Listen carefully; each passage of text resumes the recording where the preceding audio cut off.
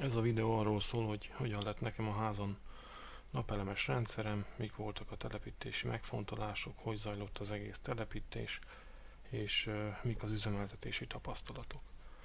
Az egész történet ott kezdődött, hogy még 2011-ben kötöttem egy lakástakarékpénztári szerződést, illetve kettőt. Ez 2015-ben lejárt, és valamit kezdeni kellett ezzel a megtakarítással.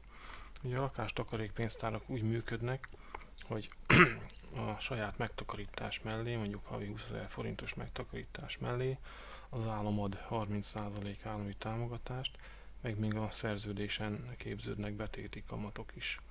Amikor a megtakarítási időszak lejár, mondjuk 4 év, 4 hónap után, akkor lakáscélra használható fel a megtakarítás.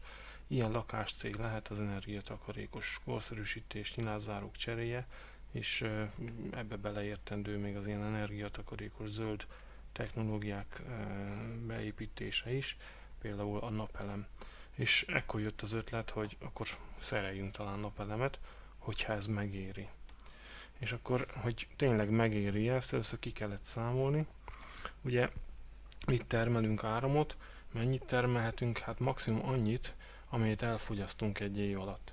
Ehhez elővettem az 3 éves elszámoló számlát, ebből látszott, hogy éves szinten 3549 kWh-t fogyasztunk itt a házba.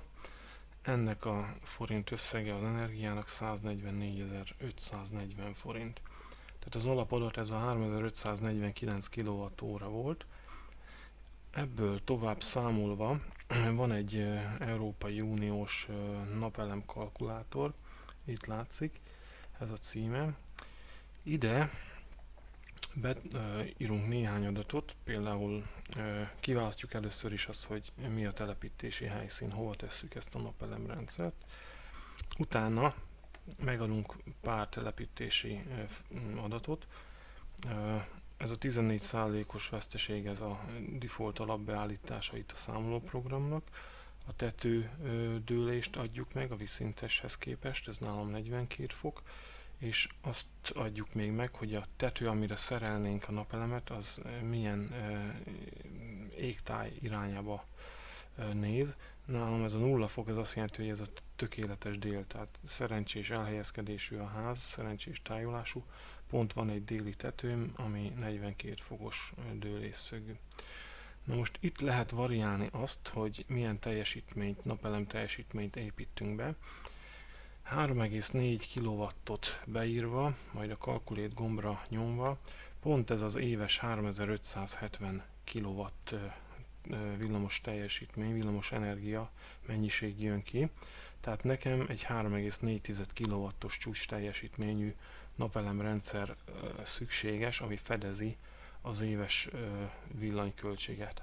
Ennél többet nem érdemes tenni, mert az áramszolgáltató nagyon gyönge áron veszi át a többletenergiát, és az a visszavásárlási összeg az nem éri meg a többletkapacitásnak a beinvestálását. Na, tehát kell egy 3,4 kW-os rendszer, ez volt a terv, és akkor körülnéztem, hogy mennyibe kerül egy ilyen rendszer. Hát találtam egy ilyet, hogy 3,57 kW-os rendszer, 1.638.900 forintért beszerezhető, cakompak, ebben mindenben van. Na nézzük meg, hogy akkor ez megéri-e. Ugye 1.638.000 forintot kell fizetni. Ugye azt mondtuk, hogy ezt fundamentálból finanszírozzuk, a fundamentának az a működése, ugye, hogy 30%-ot az állam áll. Tehát akkor ebből az 1.638-ból a 30%-nyi lejön, mivel ezt az állam adja, úgymond, 491.000 forint lejön, tehát ami az én pénzem igazából az 1.146.600 forint. Ugye azt az előbb néztük, hogy az éves áramköltség 144.540 forint, ebből sima osztással kijön, hogy 7,9 év alatt térül meg a rendszer, vagyis hozza vissza azt a pénzt, amit az elején belepakoltunk. Úgy is számolhatjuk, hogy ez a 7,9-es éves megtérülés, ez milyen kamatot jelent, tehát hogyha egy befektetés 7,9 év alatt hozza meg az árát, akkor az ugye az éves hozam a 144.500, osztva a kezdeti ráfordítással 1.146, ez 12,6%-os kamatozású úgymond befektetésnek felel meg. Hát ezt össze lehet hasonlítani egyéb banki termékekkel, van itt egy ilyen kamat összehasonlító, ide beírjuk a saját tőkénket, úgymond 1.146.000 forint, ugye ennyit fektetnénk a napelemrendszerbe is, mondjuk 12 havi futamidőt állítunk be, és akkor kijön, hogy a bankok ilyen 2%, 2,2, 1,6 ilyesmi százalékot adnak a pénzünkre. Na most ezzel kell összevetni a 12,6-ot, látszik, hogy a napelemes rendszer az 5,6 szerese, 5,6 szor jobb befektetés, mint mondjuk, hogyha a pénzünket valamiféle banki lekötött betétben tartanánk. Most ugye ez az egész sztori csak akkor működik, hogyha a rendszerünk tényleg sokáig jól működik. Na ugye erre szolgálnak a garanciális megkötések. Ugye ezek a napelemes cégek általában 10 éves garanciát adnak. Itt is ez az N-Home, amit néztem, ez 10 év teljes körű jótállás, 10 év 90%-os teljesítménygarancia. Tehát ez azt jelenti, hogy garantálják, hogy 10 évig nem csökken a napelemek teljesítménye a kiinduló, tehát az eredeti teljesítmény 90%-a alá, 25 év alatt pedig nem csökken a 80%-os eredeti teljesítmény alá. És akkor még az inverterre is adnak 10 év teljes körű jótállást. Ugye ez nagyon fontos, mert az inverter az egy eléggé kemény körülmények között üzemelő szerkezet, melegszik is, jó nagy áramok folynak keresztül rajta. Ha villámlik, dörög, akkor áramlökések érik, szóval talán a napelem rendszerben az inverter a legsérülékenyebb alkatrész. Na jó, oké, hosszú a garancia, 10 meg 25 év, de vajon ott lesz az a cég még, aki ezt telepítette, amikor ezt tényleg esetleg bedöglik? Hát ugye itt kell jól meggondolni, hogy kivel áll szóba az ember. Én próbáltam egy olyan céget keresni, ami remélhető, hogy meg lesz még 10 meg 25 év múlva is, és megtaláltam ezt az N-Home nevű céget. Ők az Elműnek mondjuk úgy leányvállalata, vagy az Elmű tulajdonában áll, és mint ilyen elmű hátterű cég, úgy gondolom, hogy egy viszonylag megbízható, stabil pénzügyi háttérrel rendelkezik. Találtam is egy cikket, hogy ebbe a témába, és pont így pedzegetik is, hogy az ügyfelek biztosak lehetnek abban, hogy ez az N-Home, ez 10 év múlva is itt lesz. Hát csak bízni tudunk benne, és az Elmű név jelenti azt, hogy talán igen, tehát ez nem egy olyan cég, ami tegnap keletkezett és holnap eltűnik. Tehát igazából ez egy ilyen hit kérdése, hogy melyik céggel állunk szóba. Én neve nincs, kicsi cégekkel nem szívesen csináltatnák napelemrendszert. Na és akkor, mikor eldöntöttem, hogy ezt megcsinálom, akkor elindult a folyamat.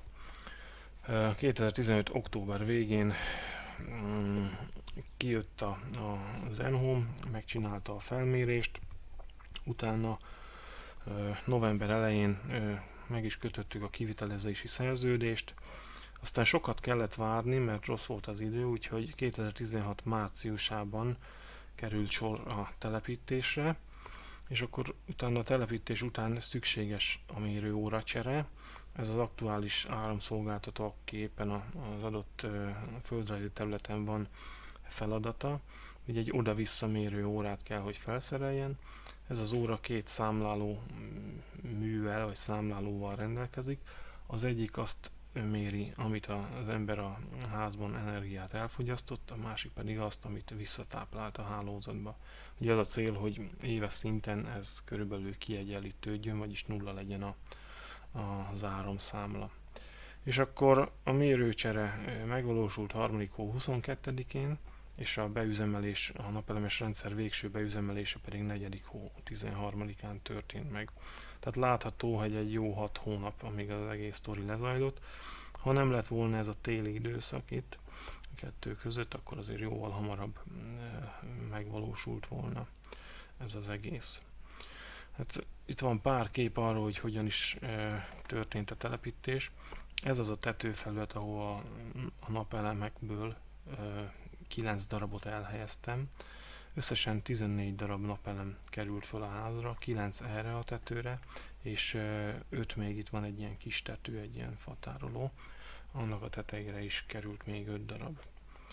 Ugye, itt vannak azok a tartószerkezetek, amik a szalufához csatlakoznak, oda vannak csavarozva, aztán erre kerül rá hosszában az az alumínium sín, ami végül is a napelemeket, a napelem modulokat tartja.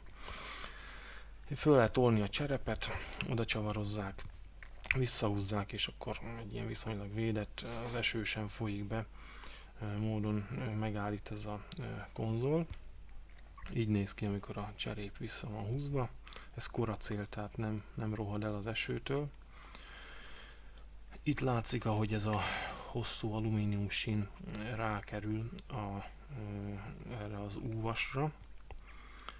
Itt pedig látható, ahogy a rögzítés megtörténik, tehát ebbe a résbe bele lehet húzni egy ilyen négyszög lapfejű csavart, és ez neki van húzatva ezzel ennek az U alakú konzolnak.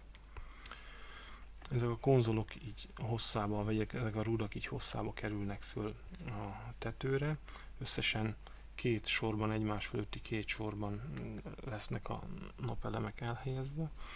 Mindegyik sor alatt két ilyen alumínium sín van, az tartja a napelemeket. Így néz ki egy napelemmodul, ez kb. 90 cm széles és 1,6 méter magas. Ez a hátulja, itt van egy ilyen kis elosztó doboz, ebben azt hiszem ilyen védődiódák vannak, és itt meg a plusz és mínusz kivezetés ezzel a DC csatlakozóval. Itt látszik a napelem modulnak az adatlapja, ez a 255 wattos névleges teljesítményű napelem modulok. Ez egy osztrák gyártmányú napelem modul. UMPP, ez a optimális munkapontban optimális munkapontban a feszültség, ez pedig az optimális munkapontban az áram, a kettő szorzata adja ezt a 255 wattos teljesítményt. Nyitott kapcsok mellett a napelemen 38 volt keletkezik, és rövidezelt állapotban pedig 8,87 ampere folyik a napelemen keresztül. Ezek az értékek a úgynevezett STC, tehát Standard Test Condition mellett értendők, vagyis 25 fokos panelhőmérséklet, 1000 watt per négyzetméteres besugárzás és másfeles légáramlás mellett. Ezt nem tudom, hogy kell értelmezni, ezt a másfeles légáramlást. Úgyhogy ilyen napelemekből került fel a házra 14 darab. Itt látszik, ahogy lejövünk a tetőről, itt az esőcsatorna mellett. Egyrészt ez a fehér az AC, tehát a 220 voltos hálózat. Itt lesz hátul elhelyezve az inverter. Ezen a fehér kábelen keresztül megyünk vissza a ház elején lévő villanyóra szekrénybe, és ezek a piros-fekete drótok, illetve zöld-sárga drótok pedig a DC vezetékek, a napelemhez menő DC vezetékek, a zöld-sárga az pedig a védőföld. Akkor itt megtörténik a minden egyes napelem modulnak a leföldelése ezekhez a sínekhez. Minden egyes napelem modul ilyen kis farokkábellel, ilyen méteres farokkábellel csatlakozik az alusínre, és az alusín pedig egy önálló vezetékkel megy le az inverterhez, a védőföld. Itt látszanak a modulok felrakásának lépései. Másfél-két óra alatt fölkerült a 9 modul, és mikor fölkerült itt a 9 modul, akkor áttértek a szerelők a kis tetőn, tehát itt a fatárolón lévő maradék 5 darab modulnak a felszerelésére. Ehhez egy ilyen kiemelő keretet használtak, egy ilyen háromszög szerkezet lett felszerelve a tetőre, mivel ez viszonylag lapos tető eredetileg, és az optimális dőlésszöget ebből a háromszög alakú kiemelő konzollal oldották meg. Így néz ki hátul az inverter és környezete. Ez maga az inverter, ez egy Grovat 3000 TL gyártmányú kínai inverter. Két stringet tud fogadni, tehát két napelem sort tud fogadni. Ez pedig az inverter mellett elhelyezett váltóáramú kapcsoló, váltóáramú kis megszakító és DC túlfeszvédelmi egységek doboza. Itt már össze vannak szerelve, és látszik ez a fehér Grovat Wi-Fi modul, ami azt csinálja, hogy az inverter által mért működési adatokat föltolja az internetre, a Grovatnak a központi felhő szolgáltató szerverére, és ott lehet azon a központi szerverennek a weboldalán megnézni a működési adatait, az inverternek a termelési adatokat. Hogy történt a napelem modulok sorolása? Ugye két stringre voltak vagy vannak a napelem modulok osztva. 7 darab napelem modul sorba kötve, itt a főtetőn az egyik string, és a kis tetőn lévő 5, valamint az itt lévő 2 sorba kötve a másik string. Azért nem lehetett az összes 14 modult sorba kötni, mert akkor túl magas lett volna a napelem modulokról jövő feszültség. Itt a Grovat 3000 TL inverternek az adatlapja. Itt is látszik, hogy a megengedett feszültségtartomány az maximum 450 voltig teszi lehetővé a napelemek rákötését, sorba kötését. A napelem modulok üres járati feszültsége standard test condition mellett 38 volt. Ugye, hogyha egy stringre rárakjuk ezt a 14 darabot, akkor 38-ról 14 darab az 532 volt, tehát túllépjük ezt a 450 voltos maximális határértéket. Két stringre elosztva viszont, ugye 38x7, csak 266 volt terheli az invertert, ez már jó, ez már nem okoz gondot. Egyébként, hogyha túl fesz kerül az inverter, akkor leáll, tehát ezt érzékeli a szoftvere, és leáll, nem hajlandó elindulni. Itt látható a Grovat szervere, tehát ezen az oldalon meg lehet nézni azt, hogy mennyit termelt ma az inverter, mennyit ebben a hónapban, mennyit ebben az évben, összesen az élete alatt a rendszer mennyit termelt. Még vannak ilyen kiszámolt értékek, hogy hány dollár termelt, meg mennyi szenet takarítottunk meg, hogy annyi nem került a levegőbe, illetve széndioxid ennyi nem került a levegőbe. Ezek az értékek nincsenek feltöltve, az inverter nem méri ilyeneket, ezért nem is tölti föl a Grovat szerverére, úgyhogy ezek mind nulla értéket mutatnak. Van az inverterhez egy ilyen mobiltelefonos, okostelefonos alkalmazás is, ez a 4 képernyőmentés erről származik. Itt is látszik, hogy mennyit termelt ma a napelemrendszer, mennyi az éppen most termelt teljesítmény. Hát valamikor éjfélkor csináltam ezeket a képernyőmentéseket, úgyhogy ezért van ez a nulla aktuális teljesítmény. Elég röhelyes egyébként a kínai fordítás, tehát napi kapacitásnak hívja azt a villamos teljesítmény, vagy villamos energia mennyiséget, amit itt mér, tehát a kapacitásnak a mértékegysége a farád, tehát nem kilowattóra, tehát ez annyira pongyola, hogy borzasztó. Itt is wattba méri az energiát, tehát ez nem watt, a watt az teljesítmény, akkor írják azt, hogy teljesítmény, vagy aktuális teljesítmény, szóval ez így elég béna. Na mindegy, ezen az alkalmazáson ugye látszik a napi lefutás, a napi termelésnek a diagramma, itt látszik, hogy 5 órakor indult be a rendszer, este 19 órakor kapcsolt ki, és olyan 2500 wattos csúcs teljesítményt ért el. lehet léptetni a napokat, mai nap, előző nap, holnap, ilyenek, szóval akkor látszik a hónap napjainak száma, a hónap nézetem. Itt látszik a éves nézetben az egyes hónapokban megtermelt teljesítmény, vagyis energia. Ugye adódik a kérdés, aztán tényleg jönnek-e azok a számok, azok a teljesítménytermelési értékek, amiket az elején az ember betervezett. Hát ugye mik voltak ezek a tervezett értékek? Ez az Európai Uniós méretező rendszer megmutatja azt is, hogy ugye a teljes teljesítmény, vagy a teljes termelés mondjuk mennyi éves szinten, de megmutatja havonta, havi lebontásban, hogy mennyi várható az adott földrajzi helyszínen az adott telepítési körülmények mellett.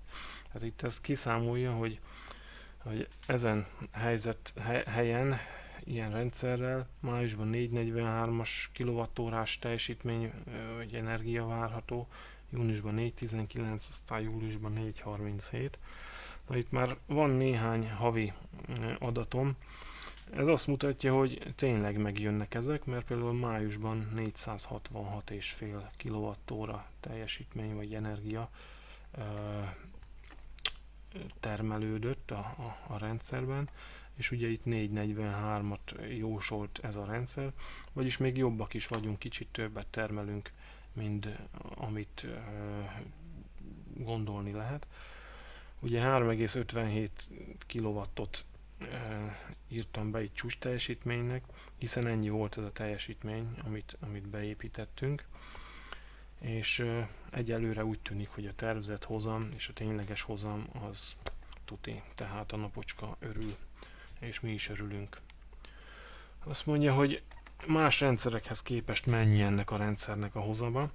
Most ezt az invertert rákötöttem még egy másik központi logozó rendszerre. A PV Output egy ausztrál napelemes site. Ide is föl lehet tolni a napelemes rendszerek adatait, és az a jó ebben, hogy és akkor össze lehet hasonlítani a saját rendszerünk működését más közeli rendszerek működési adataival. Tehát vannak itt páran magyar rendszerek, akik szintén tolják a PV Outputra az adatokat, és hogyha efficiency, tehát hatékonyság szerint sorba rendezzük itt a rendszereket, ugye a hatékonyság az azt jelenti, hogy 1 kW beépített teljesítményre hány kilowattot termel adott rendszer egy nap alatt. Sorba rendezve az én rendszerem az 5. legjobb a sorban. Ez nem rossz, főleg annak fényében, hogy az én rendszerem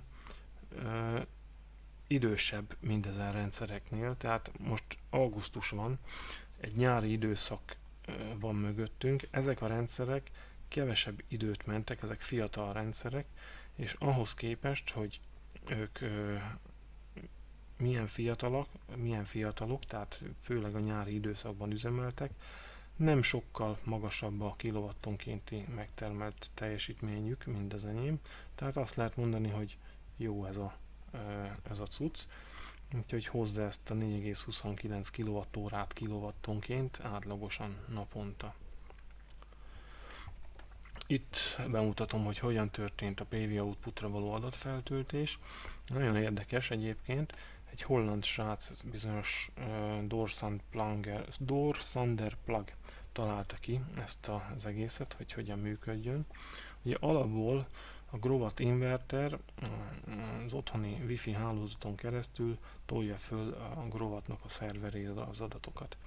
Most ebben a PV Outputos feltöltésben viszont azt a trükköt megcsináltuk, hogy a Grovat inverterbe a helyi LAN-on lévő Raspberry Pi kis mini számítógépre toljuk föl az adatot, illetve nem is így csináljuk, hanem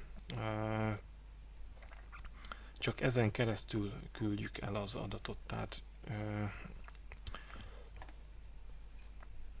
ő továbbítja igazából az adatokat a Grovat felé, tehát megmarad egyrészt a Grovatos monitoring rendszer, hiszen az adatok eljutnak a Grovat szerverére, de itt a Raspberry Pi-n is el lehet kapni az adatot, és a Raspberry Pi-n elkapott adatforgalmakat, itt ez a kis Raspberry, ez kirágja belőle az adatokat, formázza és elküldi a PV outputos szerverre is.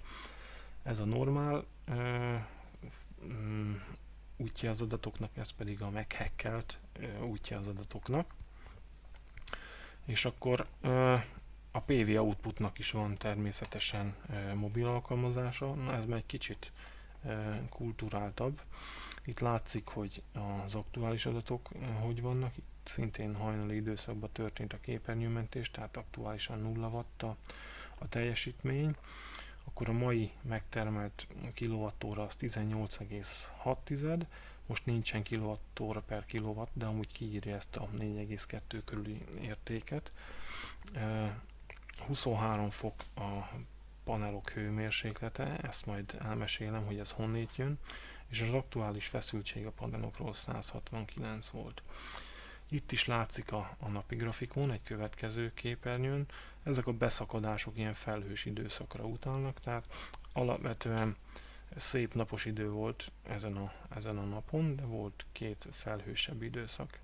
És itt az idősoros adatok látszanak, hogy 19 óra 30 perckor 39 wattot termelt a rendszer éppen, és addigra már így a nap végére 18,6 kWh teljesítményt, villamos teljesítményt vagy villamos energiát állított elő. Szintén van havi nézet, ahol az egyes napok látszanak. Itt még annyit megtesz a PV outputos kis alkalmazás, hogy egy ilyen kis szimbólummal jelzi azt, hogy adott helyen milyen idő volt akkor. Tehát ez, ha mondjuk látunk egy 18,6-ost, akkor az igen, az magyarázat, ez amiatt van, mert aznap napos idő volt. Ugye itt felhős idő volt, mindjárt látszik, hogy csak 10,7-12,7 kWh termelődött aznap. Ez pedig így ilyen esős nap, itt csak 2,6 kWh termelődött. A csúcs teljesítményt is mutatja, ami adott napon volt. És szintén az éves nézet, ahol a hónapok látszanak, itt is látszanak ezek a 458, 470, 466-os kWh értékek, amit az előbb összehasonlítottunk a tervezett értékekkel, tehát ezek jók, hozza a rendszer azt a teljesítményt, amit elvárunk tőle. Ez van egy érdekes jelenség a Growatt invertereknél, mégpedig ez a teljesítménylimitáció. Normál napelemes rendszereknél olyan napi görbe figyelhető meg, ami egy ilyen szép Gauss görbeszerű eloszlást mutat, viszont itt a Growattnál van egy ilyen lelapolódás, 2400 watt környékén jelentkezik nálam, egy ilyen tetőzés, valami korlátozza a teljesítményt. Ezen jó egy darabig elmolyoltam, hogy ez mitől lehet, és aztán végül is meg is lett a megoldása a dolognak. Az az érdekes, hogy ez nem csak nálam jelentkezik, hanem más rendszereknél is. Ez az én görbém egy napos időjárás mellett, semmi felhőbeszakadás nem látható. Ez pedig egy másik rendszer Magyarországon, aki szintén Growatt invertert használ. Itt is megfigyelhető, hogy 2400 wattnál nála is határolódás van. Ebből adódik az ötlet, hogy itt valami típushiba van, nem az én rendszeremre jellemző ez a jelenség, itt valami Growatt típushiba bújik meg a háttérbe. Úgyhogy ezen ment tovább a nyomozás. Az első ötlet az volt, hogy esetleg a napelemek túlmelegedése okozhatja ezt a jelenséget. Ugye a napelemeknek van egy hőfok függése, ezt a hőmérsékleti együtthatóval szokták jellemezni.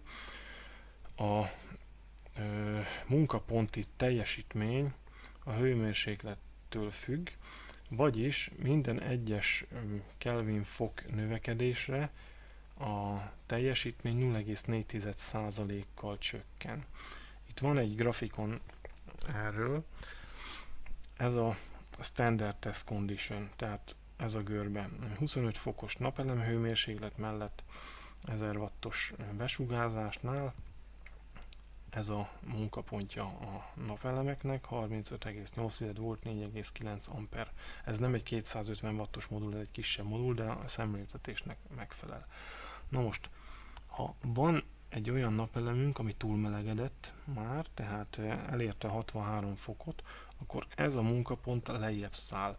Vagyis amperbe szinte ugyanott vagyunk 5 amper környékén, de a feszültségünk leesett így 31 volt közelébe, és 31x5 az már jóval kevesebb, mint 35x5. Tehát a napelemek bizony hőmérséklet függőek, van is egy ezzel kapcsolatos érdekes tapasztalás, hogy nyáron nagy melegben kevesebbet termelnek, mint télen. A téli hideg napsütéses időt szeretik a legjobban, olyankor a napelemek be tudnak menni ebbe a munkapontba, jó hideg a napelem, itt mondjuk -22 fokos hőmérséklet mellett mérik, de látható, hogy egy egy olyan jó 15-20%-os teljesítmény növekedés van hideg időszakban a napelemeken. Na hát ez volt az első ötlet, hogy esetleg a túlmelegedés okozhatja, mivel nagyon déli a tető, ezért hát ha túlmelegednek a napelemek. Ezt ugye valahogy meg kellett mérni, erre csináltam egy ilyen felületi hőmérsékletmérés megoldást, egy ESP8266-os Wi-Fi mikrovezérlővel, vagy egy ilyen Wi-Fi System on Chip cuccal csináltam egy napelem, vagy egy hőmérőt, aminek a hőmérő szondáját ide a napelem hátoldalához feszítettem be egy ilyen kis hungarocell kockával, és ezt a hőmérőt el lehet érni a helyi hálózaton, böngészőből akár, látszik, hogy itt éppen 51 fokos a hőmérséklete, és ugyanebben a PV outputos rendszertechnikában történik meg ennek a hőmérsékletnek a PV outputra való föltöltése, vagyis amikor az inverterből az adat eljön a Raspberryn keresztül a Growatt szerveréhez, akkor ugye megtörténik a PV outputra való adatfeltöltés is, de gazdagítjuk itt az adatokat még a helyi lanos hőmérőből nyert hőmérséklet értékkel, és így a hőmérséklet értékekkel kiegészített mérési adatok mennek a PV outputra. Itt látszik a PV outputnak a megjelenített grafikonja, itt már van hőmérséklet érték is. Ez a görbe mutatja a teljesítményt, itt van ez a limitáció jelensége. Ez a másik görbe pedig a hőmérsékletet mutatja. Itt, amikor elkezd ez a limitáció megtörténni, semmiféle jelentős ugrás nincs a hőmérsékletben, tehát 54 fokosak, 54-55 fok körüliek a napelemek, ekkor már nem is nő tovább a hőmérsékletük, tehát beállt a hőmérsékleti egyensúly, a termikus egyensúly, nincs ebben a szakaszban semmiféle ugrás a hőmérsékletbe, tehát ez nem magyarázza ezt a limitációt. Valahol máshol kell keresni a limitációnak az okát. Tehát itt sajnos nem lett még meg a probléma, de van egy felületi hőmérsékletmérőnk, ami tök jó. A következő ötlet pedig az volt, hogy esetleg kevés az inverterre jutó bemenő feszültség, mivel itt az inverter adatlapján az van, hogy a teljes terheléskor, tehát maximális teljesítménykor 250 voltnak meg kell lennie a bemeneten. Na, hát itt a 7 napelem modul egy stringen elrendezésben, ugye ez van nálam, a feszültség az csak ilyen 207 volt körül alakul, nem megy ennél följebb, hiszen a napelem modulok nem tudnak többet. Ez a 38 voltból adódik napelemenként, és a 7-tel való beszorzás. Vagyis úgy tűnik, minthogyha azért lehet, tehát az volt az ötlet, hogy azért lehet a teljesítmény limitáció, mert 207 volt kerül csak a napelem, vagy az inverter bemenetére, nem éri el a 250 voltot. És erre tettem egy próbát, hogy a két stringet fölbontottam és sorba kötöttem. Itt egyből látszik ennek az eredménye, tehát megindult fölfele itt a Gauss görbe szerint a grafikon, de aztán kikapcsolt az inverter, itt ezekben a pirossal jelölt szakaszokba, mert a feszültség elérte ezt itt az 500 volt körüli értéket, és kikapcsolta az inverter, nem hajlandó ilyen bemenő feszültség mellett dolgozni. Tehát sorba kötve az összes táblát, 14 darab táblát, még már túl magas a feszültség. Akkor azt csináltam, hogy egy modult kivettem a sorból, tehát nem 14, csak 13 darab tábla. Na, itt megjött a szép grafikon. Tehát azt lehet mondani, hogy 13 tábla mellett az inverter optimális bemenő feszültséget kap, tehát 342 volt, ennek nagyon örül, nincs lekapcsolás, nincs limitáció, tökéletes. Csak hát mit csináljak én abban az egy darab táblával, nem hagyhatom úgy parlagon, tehát ez így nem normális. Hát ekkor jön ez a Growatt 3000 TL-es dilemma, hogy ugye ő azt szereti, hogy 250 volttól 450 voltig terjed a teljes teljesítményhez a bemenő feszültség, viszont a max feszültség nem lehet több 450 voltnál. Ugye mi a helyzet? A minimum feszültség miatt legalább 9 darab napelem modult rá kell tennünk a rendszerre, viszont a 450 voltos maximum feszültség határ miatt maximum 11 darab táblát teheztünk rá az inverter modulra. Ráadásul télen ugye nagyobb az üres járati feszültség, mivel a Celsius fokonként 114 millivoltot emelkedik a feszültség, tehát télen még nagyobb valószínűséggel előfordulhat az a túlfeszültség miatti lekapcsolás. Tehát, hogyha 11 darabot teszünk rá, akkor ugye 2750 wattnyi napelemet tettünk rá, kihasználatlan az inverter, hiszen az inverterünk 3 kW-os, 3200 igazából a típus táblája szerint.